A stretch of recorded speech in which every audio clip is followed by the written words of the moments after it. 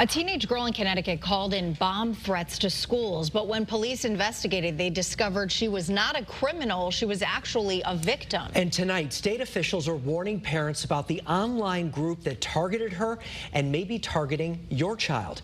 Your reporter Katie Cohen live at Avon High School now with more for us. Katie?